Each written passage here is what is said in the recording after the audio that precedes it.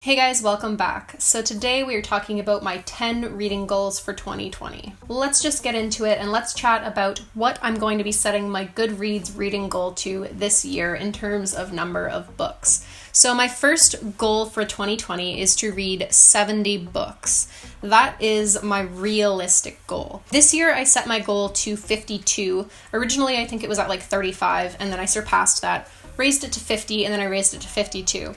And right now I basically have 5 more books to read and I've got like 2 weeks-ish to do it. So it's going to be a little bit of a time crunch, but I do have really high hopes for 2020 and my reading in 2020 because it will then be my second year of getting back into reading. This was my first year getting into reading. And I feel like I kind of know my tastes a lot better now. And so I think I'll be able to pick up a lot more books that I enjoy reading and that I want to get through in the new year. So I think raising my goal to 70 books is doable if I can kind of keep up with my reading throughout the year. I always try and set myself a realistic goal and then kind of a crazy goal as well, just for something to aspire to. And so next year, my crazy goal is going to be trying to read 100 books, which probably ain't gonna happen, let's be real. But it's there, it's a number, it's hanging around in my head.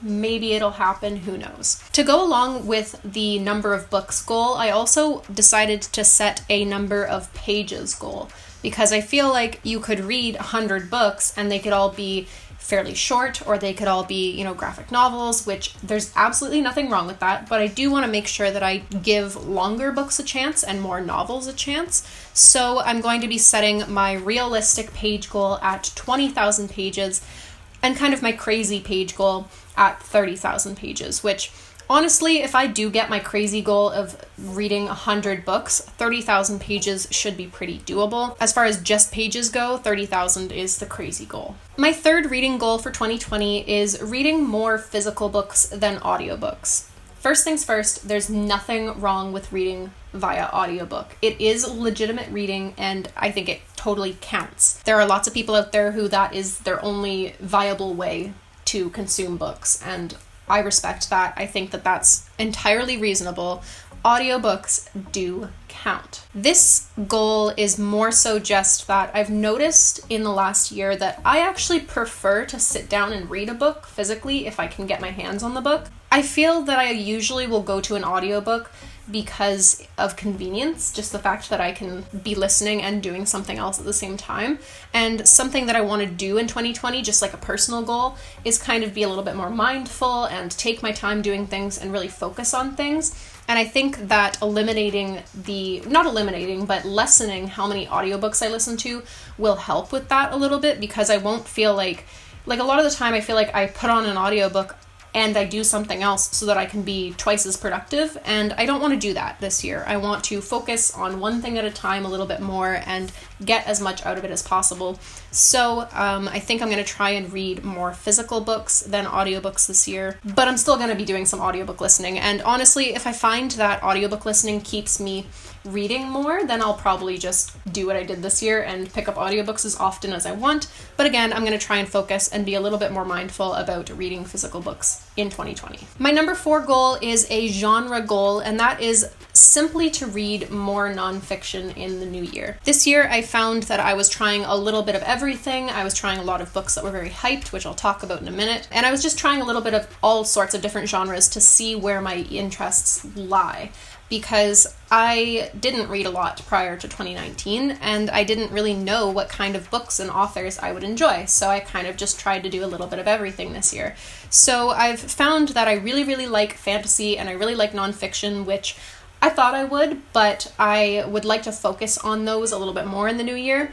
I think that I will be fine getting as much fantasy as I want because I kind of gravitate towards picking up fantasy books. But for nonfiction, I think I'm going to have to kind of be a little more mindful of that. So I'm going to try and pick up more nonfiction next year than I did this year. This is not necessarily that I want nonfiction to be the genre that I read the most of. Totally fine if it is. But it's not that. It's more so I just want to read more of it than I did this year. Getting into my 5th goal for my reading in 2020, I want to read less books just because of the hype.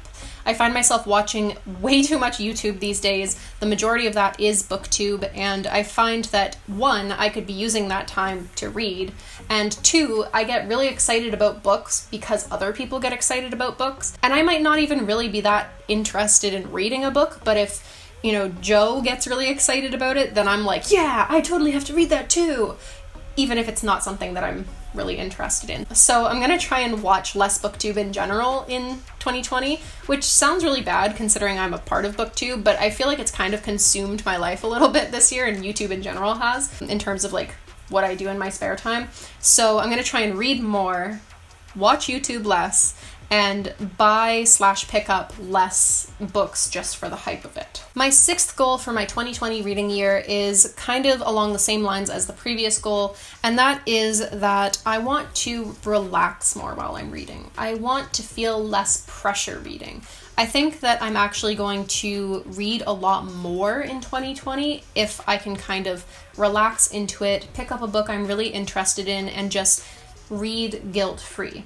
Something that I do struggle with from time to time is I want to read really badly, but I've got so many things going on that I'm like, oh, I shouldn't be, wasting. It's never a waste to read, but my head goes, I shouldn't be wasting 2 hours reading. I should go and do this thing. I should go do laundry. I should clean my bathroom. I should go hang out with my friend. I should go do this. I should go do that. And I want to, again, be a little more mindful, focus a little bit more, and relax. If I feel like reading, just read. And that's a public service announcement for all of you guys out there who feel pressure when you're reading as well. My number 7 goal feels a little bit contradictory to my number 6 goal, and that is take notes while reading. I have taken notes in the past, and it does really help when you're doing a wrap-up video, especially if I read a lot that month or if it's been a couple of months since I've read the book that I'm talking about. So I definitely want to try taking notes a little bit. I have tried annotating in the past, and it's not something I'm super into, but taking notes in a little reading notebook that I can take with me everywhere I go, or taking notes on my phone even, seems to help a lot for the filming aspect of Booktube. So I would like to take notes next year. My next 2 goals, my 8th and 9th goals, are series-specific goals. Basically, I just want to finish these series. I believe both series have 7 books in the series, so it's a lot of books, but I really want to do it. So the next goal that I have is to read all of Harry Potter in 2020. I am currently reading the first book and I'm really enjoying it, so I can definitely see myself wanting to pick up the next books in the series. I think it would be really good to get all of Harry Potter read in 1 year. Along the same lines, I want to read the entire Septimus Heap series. Septimus Heap might not be a series that a lot of people know about. This was basically my favorite series when I was growing up. I read the first 4 books in the series, and by the time the 5th, 6th, and 7th books were coming out, I had kind of lost interest in the series because the characters didn't really grow with the books quite as much as, say, they do in Harry Potter. I do really want to finish the series. I want to reread the first few books and kind of, revisit the things that I loved about the series, and I want to basically just get closure with the series and finish the 5th, 6th, and 7th books. So we have come to my last goal of 2020, and I feel like it's a goal that will be universally understood by a lot of people out there, and that is a book buying or book acquiring goal. I'm going to set myself a little bit of a challenge in the new year. Basically, I want to put myself under a little bit of a book buying ban, just because I've acquired so many books this year. I'm actually thinking I might do a video during Bookmas of all the books I bought this year, just to show myself that this is insane and I should never buy this many books in 1 year. What I'm going to do is I'm going to allow myself to buy books once per season. Quarterly, basically. I'm going to allow myself to choose a week in that 3 months where I'm allowed to buy books. I can buy them from wherever I want. I can spend as much money as I have that I can spend on books. So maybe I could save up for something like this and it could be like my crazy week of buying books. I don't know. I can buy them from Book Outlet. I could buy them from the library. I could buy them from Chapters, Indigo, whatever. But I think that this will help me kind of curb my impulse buying of books that I'm not really that interested in reading, and limit me to buying books that I am interested in. There are a couple of notable exceptions to this. of course. Obviously, I can receive books as presents. If someone gets me a book, then they got me a book. I'm not going to say no. Like, I'm going to accept the gift very graciously. So that's one of the exceptions. Another one is library book sales or community book sales, because I don't get enough prior notice as to when, say, a library book sale is, for me to choose when my quarterly book buying week will be. Like, I might only find out about a library book sale 2 weeks before the sale. And library book sales are one of those things that I just love them. I've been waiting and waiting all of this year that I've been home for my library to have a book sale, and they just haven't. That's one of the notable exceptions, is library/community book sales that I don't really have notice for. I'm allowed to just go to those and buy the books because you can get so many amazing books for so cheap at those sales. If I'm lucky, there will be one library book sale next year, so there you go. The last exception, I guess, for spending money on books is I'm considering buying Scribd, kind of the subscription service. Like, you pay a certain amount every month. I think in Canadian dollars it's like $12 a month, and you get access to audiobooks, books, etc., and you have kind of like unlimited access to it. I'm still looking into it. Not sure if I'm going to buy it or not, but I am considering it. So I will use that as an exception. I think that it could actually be a really good way for me to not acquire a ton of books because I can just read them on Scribd.